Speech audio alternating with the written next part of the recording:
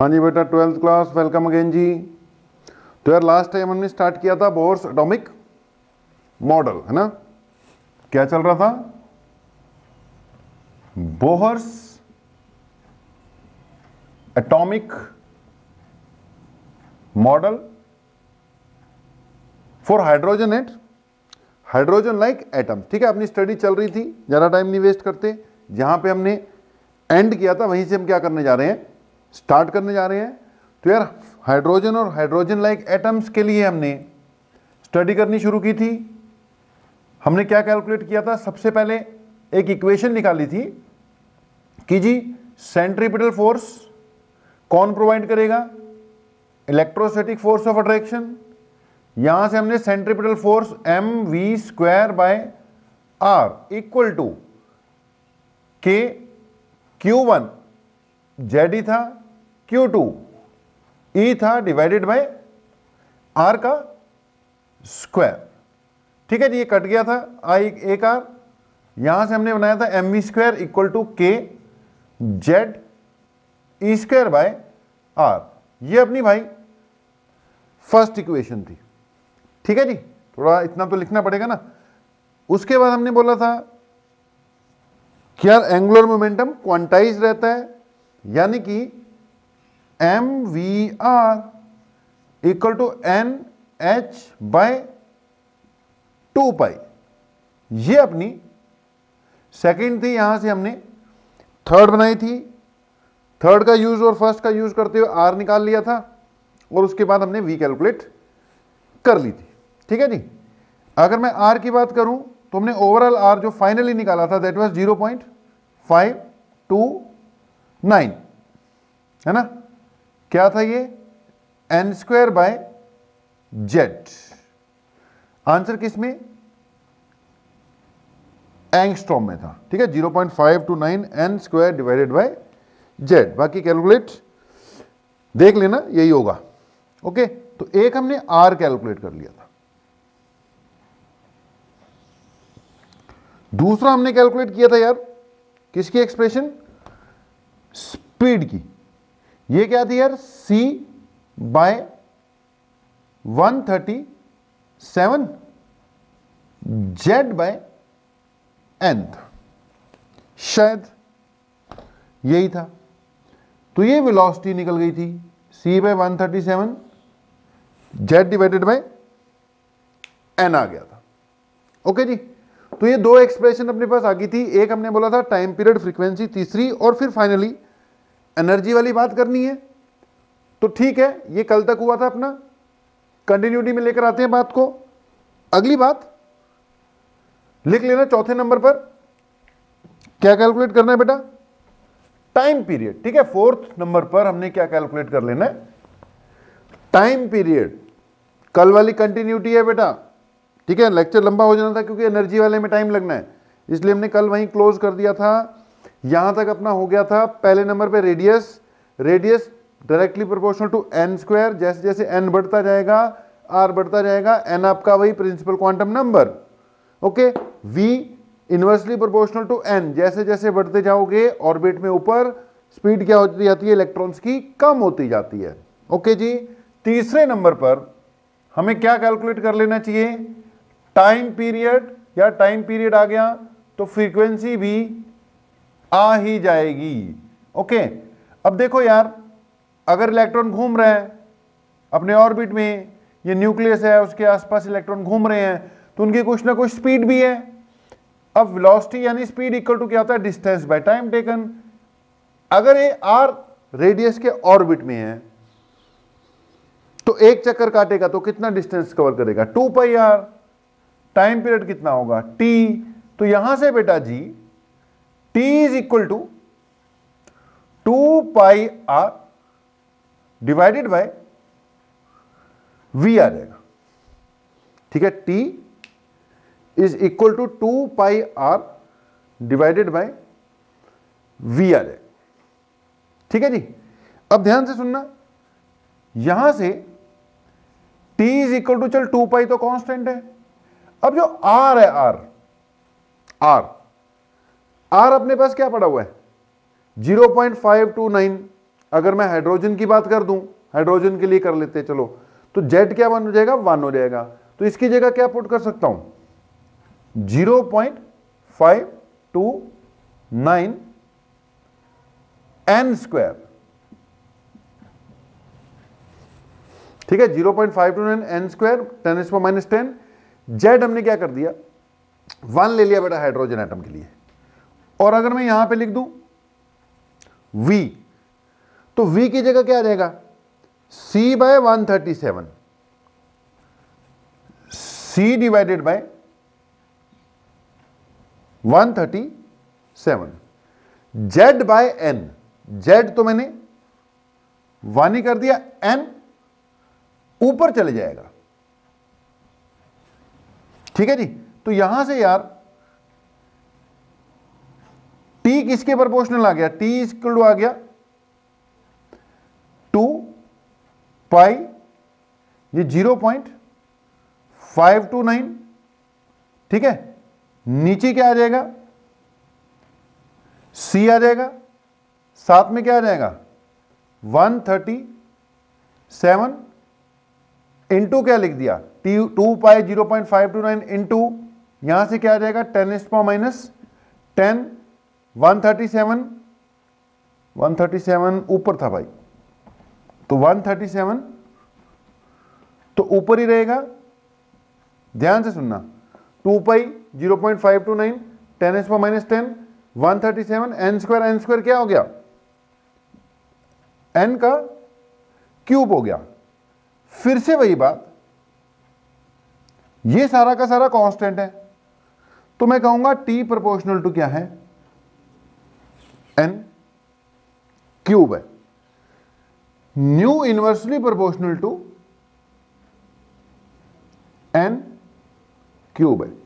क्योंकि यहां बेटा प्रोपोर्शनैलिटी, यहां पर हम प्रोपोर्शनैलिटी किस टर्म्स में लेकर आ रहे हैं, इन टर्म्स ऑफ, अगर हम प्रोपोर्शनैलिटी की बात करें बेटा जी, तो हम proportionality in terms of n लेकर आ रहे हैं सबकी। तो r directly proportional to n square, v inversely proportional to n, time period directly proportional to n cube. कि जैसे जैसे ऊपर बढ़ते जाओगे यार, रेडियस जो है तुम्हारा वो बढ़ता जा रहा है, स्पीड कम होती जा रही है, तो टाइम पीरियड तो बढ़ता ही जाएगा ना। तो time period directly proportional to n cube, frequency inversely proportional to n cube, ठीक है, डायरेक्टली प्रोपोर्शनल टू n की पावर -3। तो ये टाइम पीरियड का कंसेप्ट आ गया। ओके जी।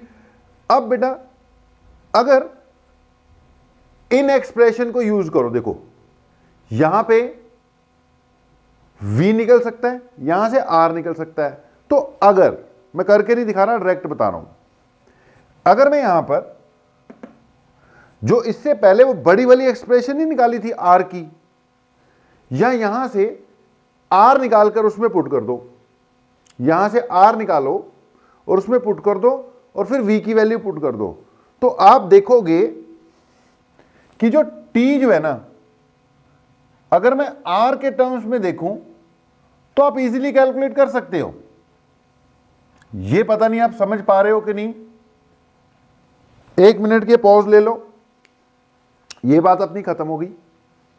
जो अभी बता रहा हूं वो एक एडिशनल बात है, हमें यही करना था, प्रोपोर्शनलिटी विद n ही निकालनी है, लेकिन वो जो अभी बताया जा रहा है वो थोड़ा सा एडिशनल पार्ट बता रहा हूं।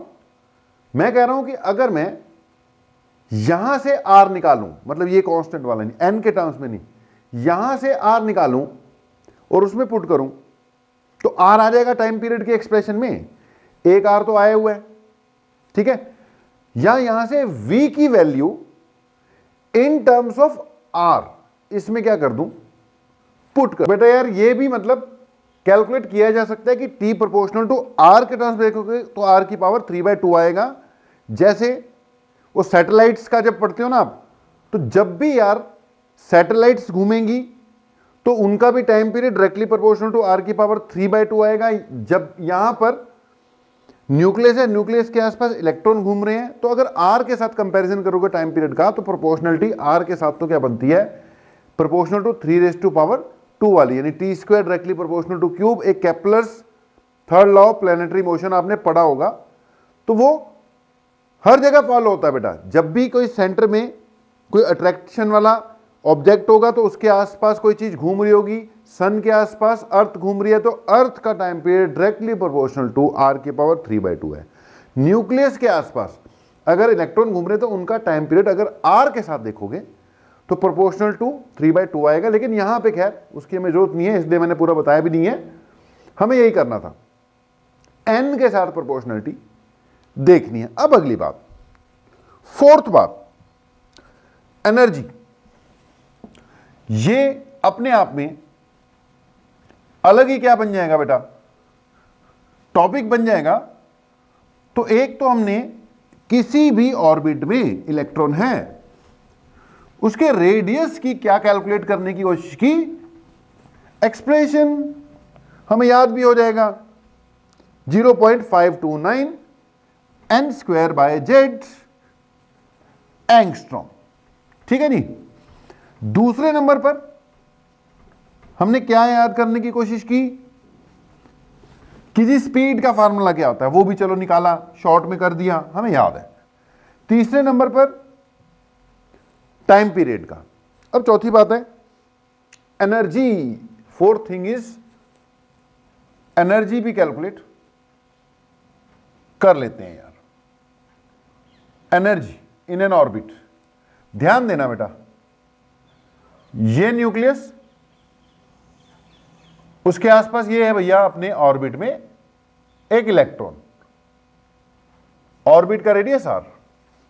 ठीक है, जो बोलूंगा लिखते जाना। अब अगर बेटा ऑर्बिट का रेडियस r है और ये घूम रहा है तो इसकी कुछ ना कुछ स्पीड है, स्पीड है तो it possesses some kinetic energy, लिख लेना। In its orbit electron possesses kinetic energy as well as electrostatic potential energy. अब ये इलेक्ट्रोस्टैटिक पोटेंशियल एनर्जी का क्या कंसेप्ट है यार, याद करो, टू चार्ज पार्टिकल अगर पास पास पड़े होंगे तो उनके बीच में इलेक्ट्रोस्टैटिक पोटेंशियल एनर्जी होती है, जिसका फार्मूला होता था K(Q1Q2) डिवाइडेड बाय R।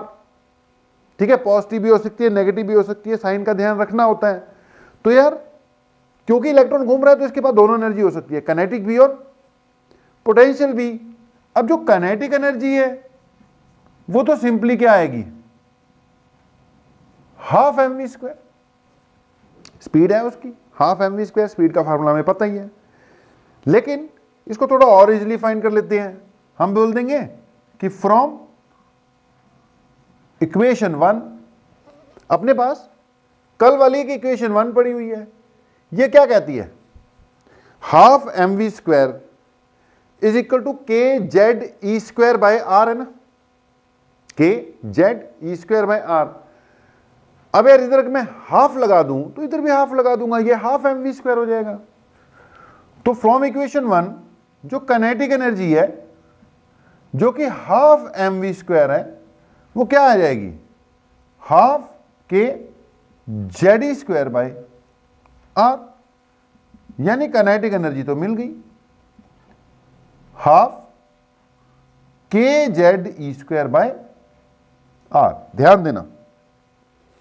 अगली बात, मुझे क्या चाहिए, पोटेंशियल एनर्जी भी चाहिए। लेकिन मैंने बोला कि पोटेंशियल एनर्जी जो इनके पास होती है कौन सी वाली होती है, electrostatic potential energy. Kinetic energy तो है, ये भी होगी, और कौन सी वाली होगी यार, ग्रेविटेशनल पोटेंशियल एनर्जी, mgh नहीं भैया, वहां जी का कोई काम नहीं है, इलेक्ट्रोस्टैटिक पोटेंशियल एनर्जी। ठीक है जी, इलेक्ट्रोस्टैटिक पोटेंशियल एनर्जी याद होगा आपको, इसको हम U से डिनोट करते थे और ये होती थी K(Q1Q2) डिवाइडेड बाय R। ठीक है, K(Q1Q2) divided by R। Force में R² होता है, एनर्जी में K(Q1Q2)/R होता है। ठीक है जी, तो जैसे हमारे पास mv² equal to kZe²/r are था, ये आर कट चुका था ना, ये फर्स्ट इक्वेशन थी अपनी, ये भी है। और उधर से क्या बन गया, के Q1 की जगह जेडी Q2 की जगह माइनस ई लगेगा। अगर तो फोर्स बेटा कैलकुलेट कर रहे थे, जैसे यहां पे फोर्स लिखा था ना, फोर्स, ये फोर्स है, उसमें अब प्लस माइनस का ध्यान नहीं रखते, अट्रैक्टिव या रिपल्सिव उसके हिसाब से बन जाता है। लेकिन पोटेंशियल एनर्जी कैलकुलेट कर रहे हो तो उसमें तो साइन का ध्यान रखना पड़ेगा ना। वैसे भी काइनेटिक एनर्जी नेगेटिव होती नहीं है, पॉजिटिव ही होगी, तो उसमें साइन का ध्यान रखना, पोटेंशियल एनर्जी में बड़ा ध्यान रखना पड़ता है। तो एक पॉजिटिव एक नेगेटिव है, तो एक तो नेगेटिव आना था ना, तो ये क्या बन जाएगा यार, पोटेंशियल एनर्जी बन गई minus k Z E square by r, minus k Z E square by are. याद रखना यार, it is minus k Z E square divided by are. ये काइनेटिक एनर्जी की एक्सप्रेशन आ गई, ये पोटेंशियल एनर्जी। लेकिन भैया दोनों उसी इलेक्ट्रॉन की है ना, तो टोटल एनर्जी भी चेक करनी पड़ेगी। तो टोटल एनर्जी सिंपल, दोनों को क्या कर दो, ऐड कर दोगे तो टोटल एनर्जी आ जाएगी। क्या दिक्कत है, कोई दिक्कत नहीं। तो बेटा टोटल एनर्जी कैसे कैलकुलेट करोगे, दोनों को ऐड कर दो। पहले साइड पे ये दोनों एक्सप्रेशन भी लिख ही लेते हैं यार। काइनेटिक एनर्जी हाफ के Z E square by R, potential energy minus half नहीं है के Z E square by are. के आपको पता ही है क्या चीज है, के 1/4 पाई एप्सिलॉन नॉट, यानी 9 इंटू 10⁻9 है। जरूरत पड़ने पर उसका यूज करेंगे जी, ठीक है जी। अगली बात आ गई टोटल एनर्जी। अब टोटल एनर्जी को मैं ई से डिनोट करूंगा, ठीक है।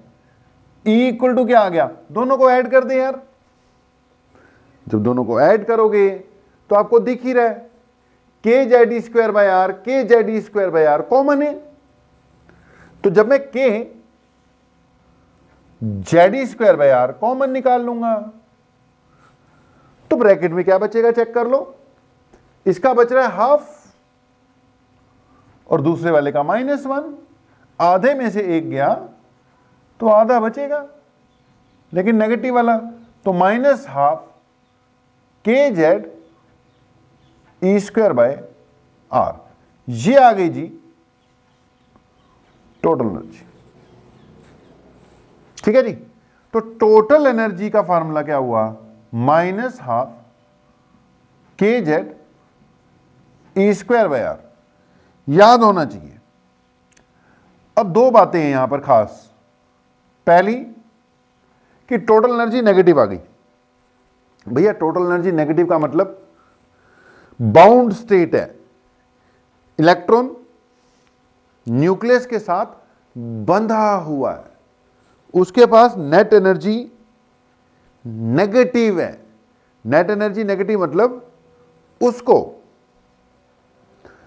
वहां से निकालने के लिए आपको एनर्जी देनी पड़ेगी। उसके पास एनर्जी है नहीं है, वो तो नेगेटिव में चल रहा है, उसके पास नेगेटिव एनर्जी है, बाउंड स्टेट है वो, बाउंड बंधुआ मजदूर है वो। अब उसको वहां से निकाल के लाना है तो बाहर से एनर्जी देनी पड़ेगी, तब वो निकलेगा, ठीक है। जब भी नेगेटिव एनर्जी आ जाए तो समझ लो ये बाइंड स्टेट है, बाइंड बंधा हुआ है, बाइंडिंग एनर्जी होगी उसके पास। उसको निकालने के लिए आपको क्या देनी पड़ेगी, बाइंडिंग एनर्जी देनी पड़ेगी।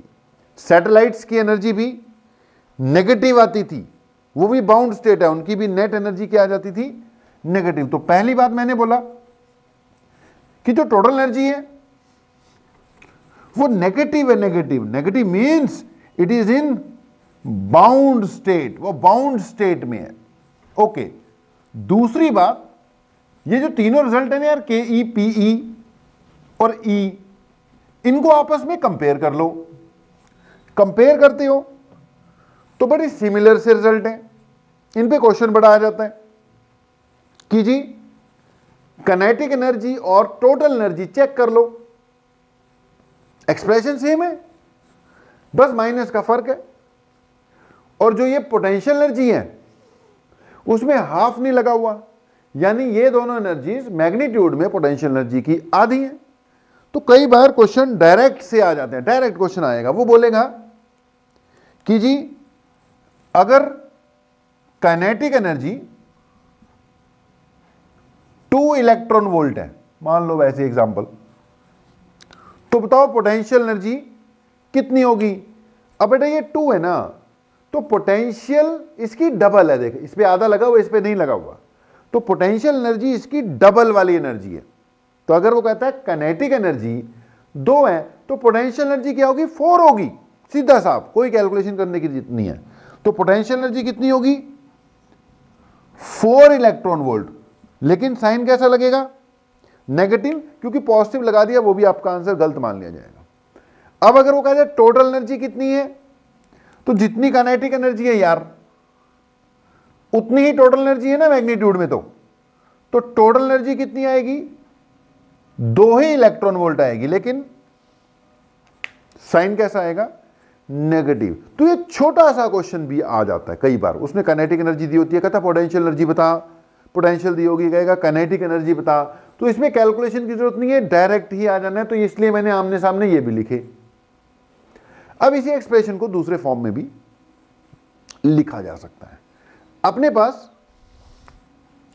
जो टोटल एनर्जी है, ध्यान देना बेटा, जो टोटल एनर्जी है उसका फॉर्मूला है माइनस हाफ, ये के है, ये जेड है, ये ई स्क्वायर है, ये डिवाइडेड बाय आर है। ठीक है जी। अच्छा, हम सारी expression in terms of n निकाल रहे हैं, इन टर्म्स ऑफ क्या निकाल रहे हैं भाई, एन। अब अपने पास एन के टर्म्स में लाने के लिए एक ऑप्शन है कि इसमें आर क्या कर दूं, इंट्रोड्यूस कर दूं आर। अच्छा, आर की तुम्हारे पास 2 एक्सप्रेशन है, एक वो बड़ी सी वाली थी, एक फिर मैंने इसको शॉर्ट में कन्वर्ट कर कर बना दिया था। तो अगर मैं शॉर्ट वाली यूज करूं, आप शॉर्ट वाली यूज करो, अब बनी तो हुई है, ठीक है, एंगस्ट्रॉम की जगह मैंने 10⁻⁻10 लगाया हुआ है। तो अगर मैं ये वाली एक्सप्रेशन ही यूज कर लूं, क्योंकि ये याद रह जाती है बेटा बढ़िया से, तो ये क्या बन जाएगी, E equal to minus half, तो चल ही रहा है, के की जगह, चल अभी के ही रहने देता हूं, ई स्क्वायर, जेड अलग करता हूं, नीचे आर है, आर की वैल्यू क्या है 0.529, ठीक है जी, n square 0.529 n square into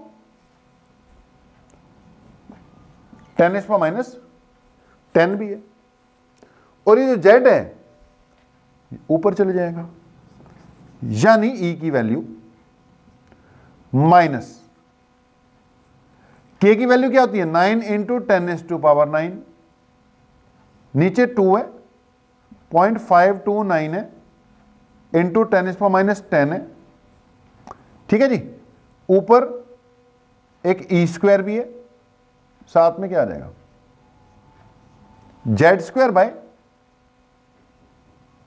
N का स्क्वायर। चेक करो, इट इज के की वैल्यू पुट कर दी, जो भी है सॉल्व कर लो। अब यार यहां पर ये जो भी आंसर आएगा ये किस में आने वाला है, जॉल्स में। सब कुछ ऐसे वाली वैल्यू पुट की तो आंसर किस में आएगा, जॉल्स में। लेकिन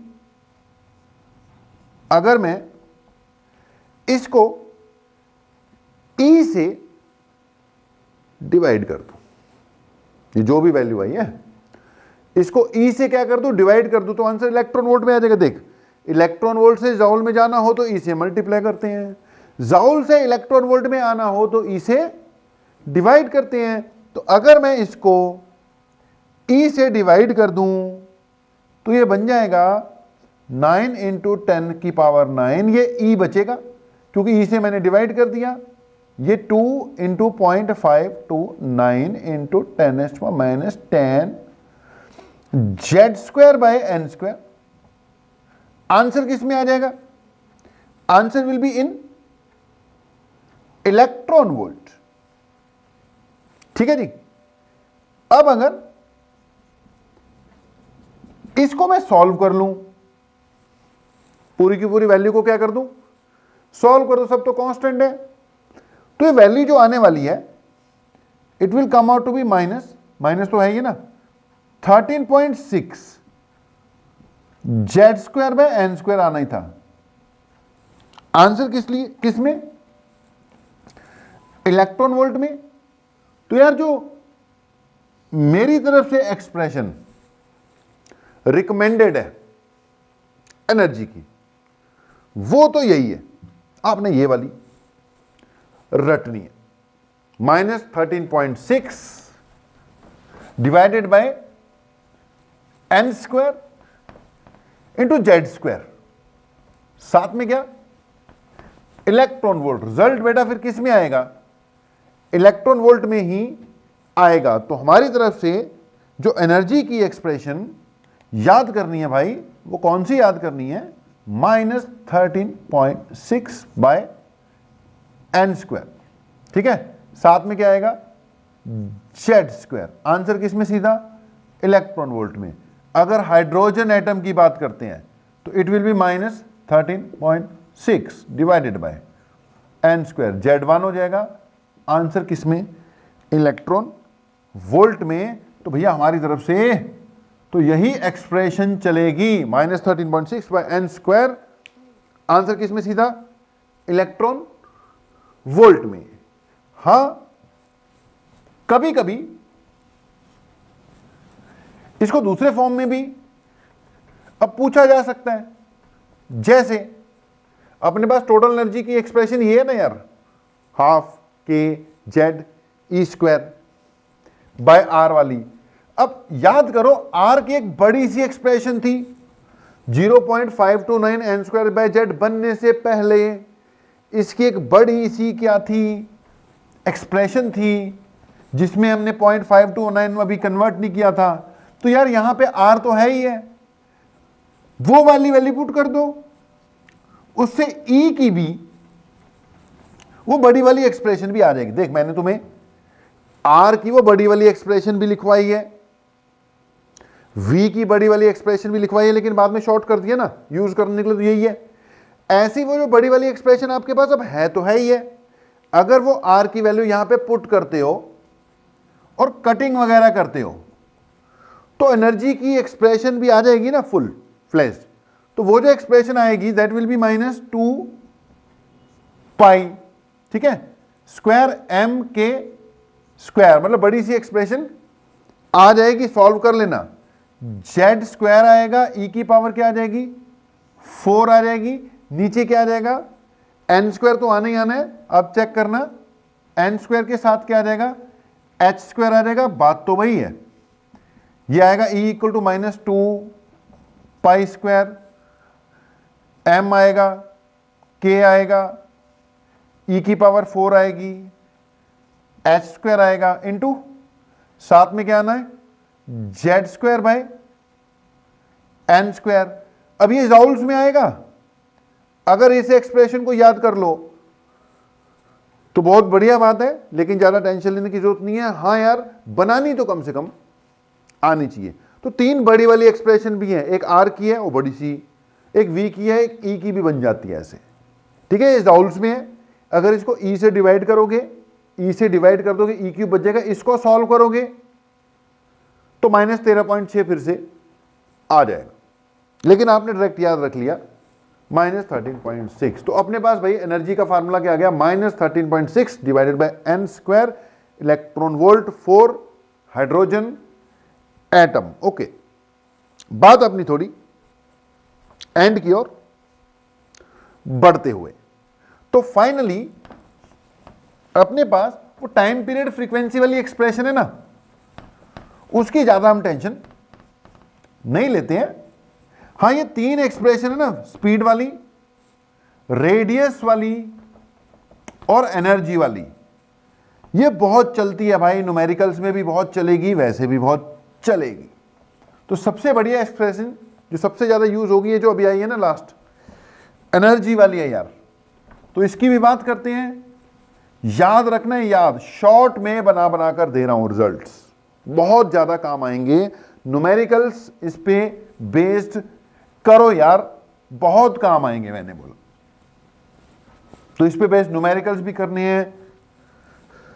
ओके जी, बोर्ड साफ, मैदान साफ।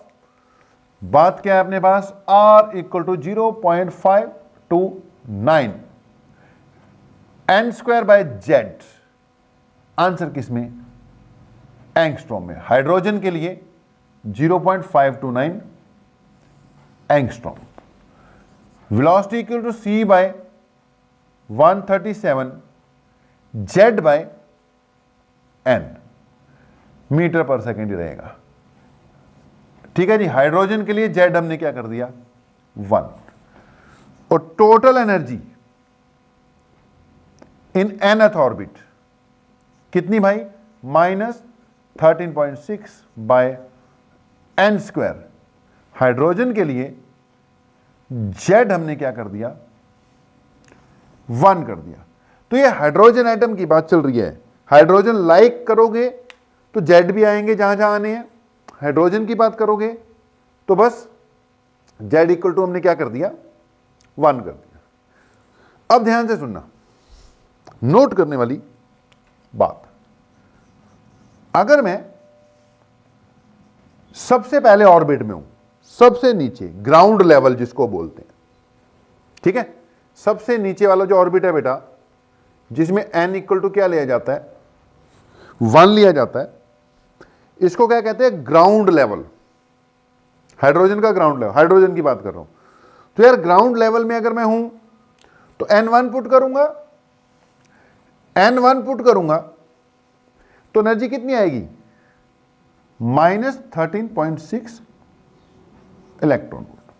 ठीक है, इसमें एक पहले लिख लेते हैं कि जो E1 ratio E2 ratio E3 ratio E4 होता है वो inversely proportional to n square है ना।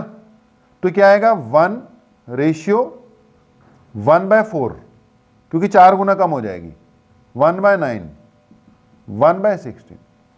ठीक है, फर्स्ट ऑर्बिट की एनर्जी कितनी आ गई -13.6 इलेक्ट्रॉन वोल्ट। भाई सेकंड की कितनी आ जाएगी -13.6 बाय n का स्क्वायर। सेकंड ऑर्बिट में क्या आ जाएगा 4 आ जाएगा, 4। ठीक है, सेकंड ऑर्बिट में ये एनर्जी आ जाएगी, ध्यान से सुनना, सॉल्व कर लो, -3 पॉइंट समथिंग आ जाएंगे। नीचे 4 आ गए ना भाई, तो 4 थे 12 आ गया, तो 3 पॉइंट समथिंग। अब वो समथिंग नहीं, इट इज एग्जैक्टली 3.4। आंसर किसमें इलेक्ट्रॉन वोल्ट में आएगा। ठीक है जी, अगली जो एनर्जी है -13.6, नीचे क्या आएगा 9। अब 9 1 जा 9, 9 2 में तो 18 चले जाएगा ना, तो 1 पॉइंट समथिंग आना चाहिए। It will B 1.51, it will B 1.51 electron. ध्यान से सुनना, फर्स्ट और सेकंड ऑर्बिट में ज्यादा गैप शो किया है मैंने, लेकिन सेकंड और थर्ड ऑर्बिट में कम शो किया है। भैया ये एनर्जी के डिफरेंस है ना। तो पहले और दूसरे में आप देख लो 13.6 और ये 3.4 है। 6 में से 4 गए 2, 3 में से 3 गए 0। 10.2 इलेक्ट्रॉन वोल्ट का फर्क है, 10.2 इलेक्ट्रॉन वोल्ट का फर्क है। लेकिन यार इन दोनों के बीच में 3.4 है, 1.51 है, 10 में से 1 गए 9, ये बच गया 13, 8 बचेगा। ठीक है, 13 होगा ना, ये कितना बचेगा 1.89। इनमें सिर्फ 8-9 का ही फर्क है, तो फर्क कम कर दिया ना भाई। तो ये नहीं है बराबर नहीं शो करनी, ये डंडियां बराबर नहीं शो होंगी भाई। फर्स्ट और सेकंड में डिफरेंस ज्यादा एनर्जी का 10.2 इलेक्ट्रॉन वोल्ट का, याद रखना है। फर्स्ट और सेकंड के बीच का ये जो 10.2 का फर्क है ना, ये तो डायरेक्ट ही याद रखना होता है। सेकंड और थर्ड के बीच में 1.89, अगर मैं इसकी बात कर लूं फर्स्ट और इसके बीच में, तो दोनों को ऐड कर दें, 10.2 1.89, ये 9 आ जाएगा, ये 10 आ जाएगा, ये 2 आ जाएगा, तो ये टोटल जो है 12.09 इलेक्ट्रॉन हो। ये ऐसी नहीं मैं लिख रहा भाई, ये डायरेक्ट ही यूज हो जाती है। जितनी वैल्यू मैं लिख रहा हूं ये डायरेक्टली ही यूज हो जाती हैं, इसीलिए लिखी जा रही है। ओके, तो ये चीजें भी क्लियर होनी चाहिए। अच्छा, ये जो लेवल्स है ना, कुछ लेवल्स तक, 5-6 लेवल्स तक एनर्जी क्या होनी चाहिए, तुम्हें याद होनी चाहिए। जैसे फर्स्ट ऑर्बिट में 13.6, थर्ड में 3.4 माइनस लगेंगी, थर्ड में 1.5, सेकंड में 3.4, पहले में 13.6। इससे अगले में अगर आप E4 पुट करोगे तो E4 हिसाब लगा लो, -13.6, नीचे क्या आ जाएगा, 4 का स्क्वायर 16 आ जाएगा ना। अब ये 16 ही है, 13 है, मतलब 1 से भी नीचे चले जाएगी, 1 से भी नीचे चली जाएगी, यानी और गैप कम हो जाएगा, ये बनेगी -0.85, अगले में 0.85, उससे अगले में नीचे क्या आ जाएगा, 5 का स्क्वायर यानी 25। ठीक है, 25 करोगे तो और कम हो जाएगी, इट विल बी 0.38।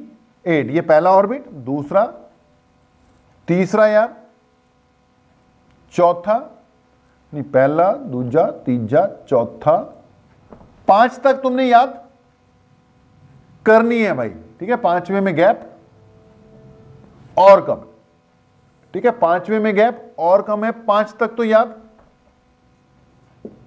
कर, मतलब रटी हुई होनी चाहिए। ठीक है, 6वां 2 में चल जाएगी, और अगर मैं 6वें की भी लिख दूं तो इट विल बी 0.2 के करीब आ जाएगी।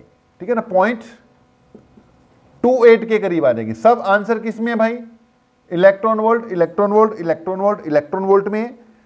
और जीरो एनर्जी तो इंफिनिटी पे जाके होनी है। जब ये इंफिनिटी होगा ना, तब इसकी एनर्जी क्या आएगी, जीरो आएगी। जीरो एनर्जी कहां पर जाके होगी, ये इंफिनिटी पर जाकर होगी। तो यार ये जो एनर्जीज की वैल्यूज लिखी ना मैंने, ये आपको क्या होनी चाहिए, रटी हुई होनी चाहिए, जिसको कहते हैं रटी हुई होना, याद होनी चाहिए, एंड एग्जैक्टली टिप्स पे होनी चाहिए। ये जो फार्मूले मैंने लिखा दिए 3, ये टिप्स पे होनी चाहिए। उधर से ये जो वैल्यूज है बेटा, फिर ये भी हिसाब लगा लो कि ऑन टिप्स वाला कंसेप्ट होना चाहिए। तो इसको कह देते हैं हाइड्रोजन का स्पेक्ट्रम। ठीक है, फर्स्ट और सेकंड के बीच में फर्क पता होना चाहिए। 10.2 डायरेक्ट याद रख लो यार, फर्स्ट और थर्ड के बीच में डायरेक्ट फर्क पता होना चाहिए, याद रख लो। उसके बाद फिर निकाल लेंगे। ये वैल्यू डायरेक्ट याद होनी चाहिए, जिसको कहते हैं बिल्कुल डायरेक्ट। 5 तक तो डायरेक्ट याद होनी चाहिए ना, 6वीं भी कर लो, चलो इजी रहता है। अगर चलो कभी नहीं होती तो -13.6 डिवाइडेड बाय n स्क्वायर वाला जो फार्मूला है वो लगा के निकल ही आती है।